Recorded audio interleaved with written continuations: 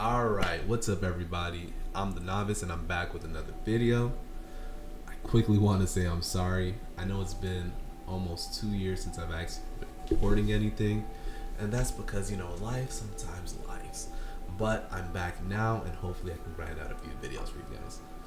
Now that I'm back, the first thing I want us to get started with is Active Directory. So what is Active Directory and why is it important? Now, Active Directory using LDAP is a directory service that holds all of the information within a Windows environment. Now, this information includes user information, account information like service accounts, managed service accounts, group managed service accounts, and then computer information as well.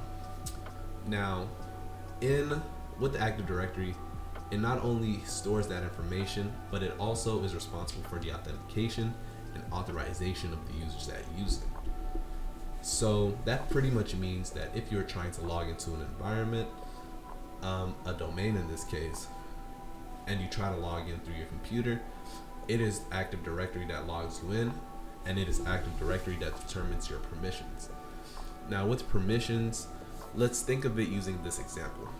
Let's say I, novice, am someone who's working in IT. Now John in HR and I in IT will have different permissions because our roles are different.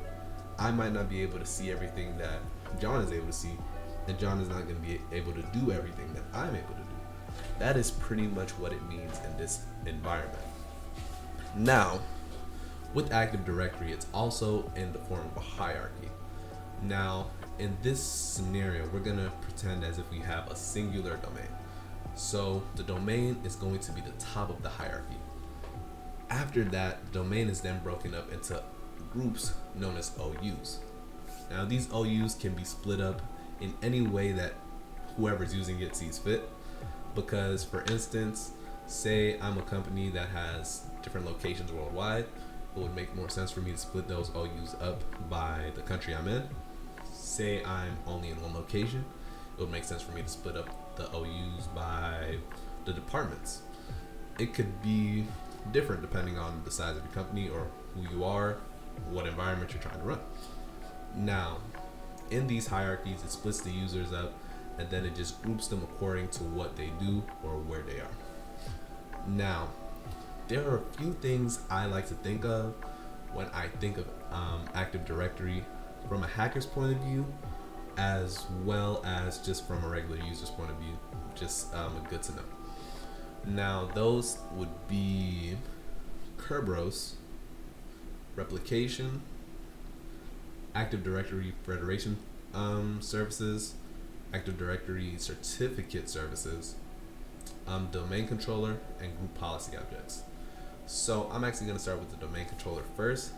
The reason being, it is pretty much the head of what we do in the domain. As the name implies, it controls everything that happens. And based on the definition I gave you earlier, it is what actually controls the authentication and authorization that lets you into the environment. Now, below the domain controller, or underneath the domain controller, is Kerberos. Now, Kerberos is what is used to actually authenticate the users and then determine, oh, this user should have this permission when dealing with these other users, or when dealing with these files, or when dealing with this computer. Now what that pretty much means is that on some devices I might not be able to, say, run a PowerShell script because I don't have the permission to do so. Or in a file, I might only be able to read instead of have write access.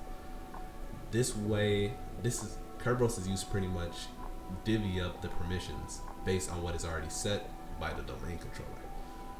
Now moving on to replication.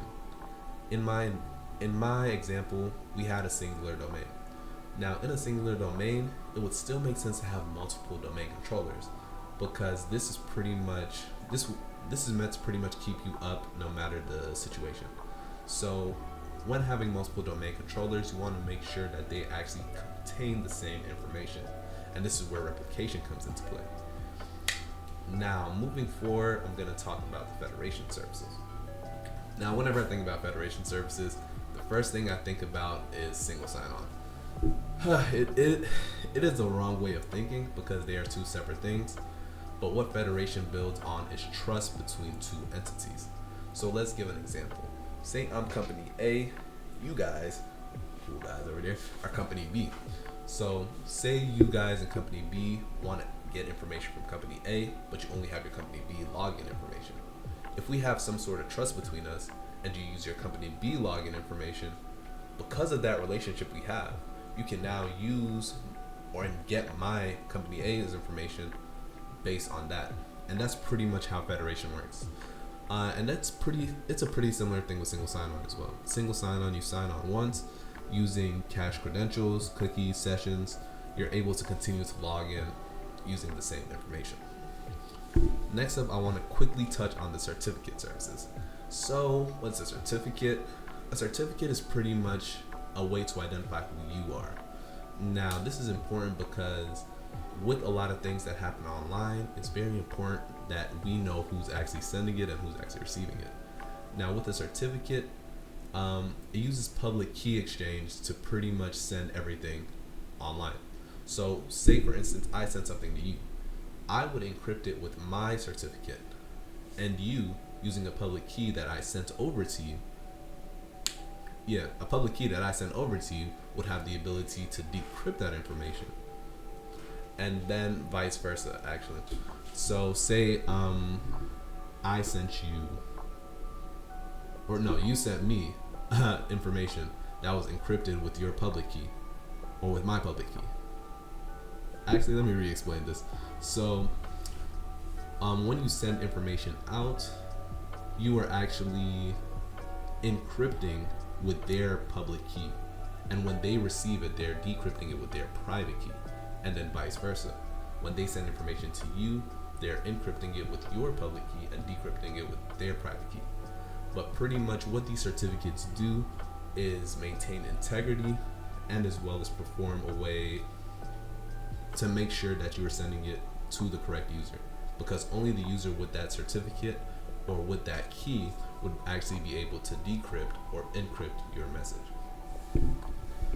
Now, I'm also going to touch on group policy objects, and I believe that will be it. Now, with group policy objects, like I said, Active Directory holds a lot of information. Sometimes you'll realize, oh, these people need a lot of similar permissions, and that would lead you to create a group.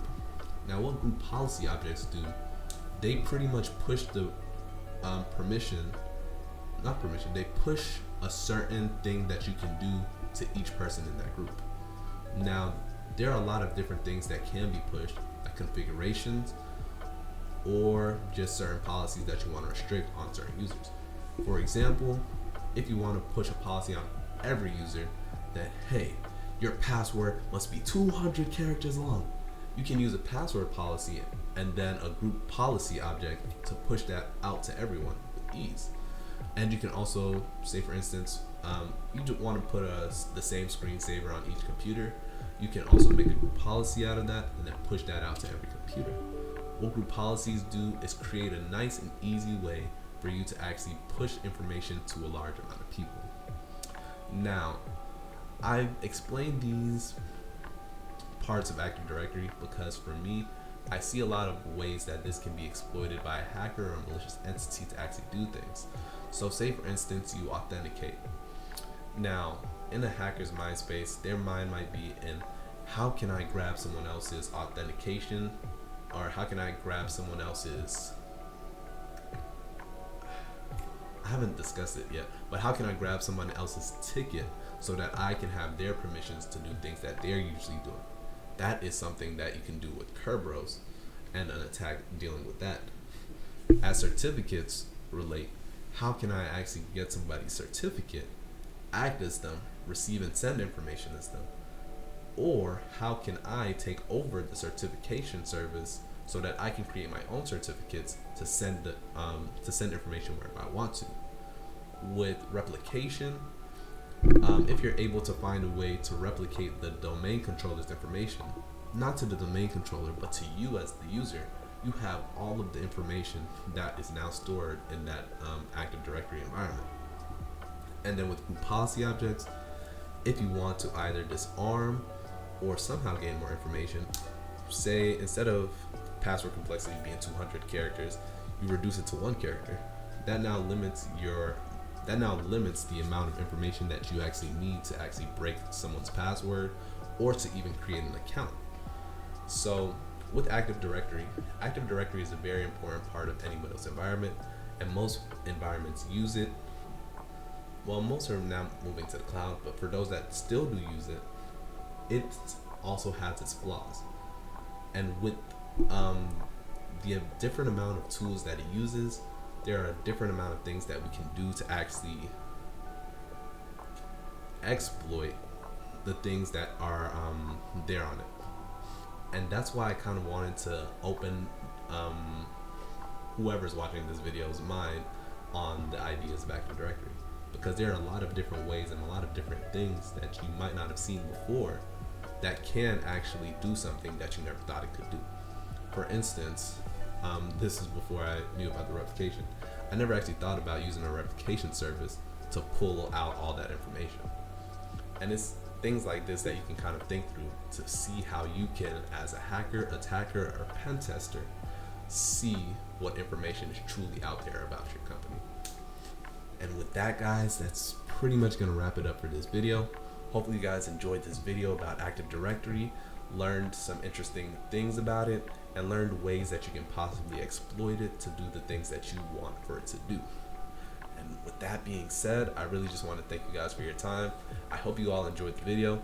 If you liked it, leave a like. If you disliked it, please let me know why, and then like the video anyway. And then subscribe.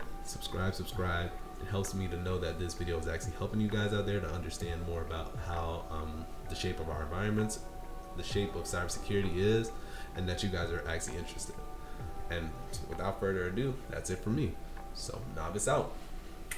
Peace.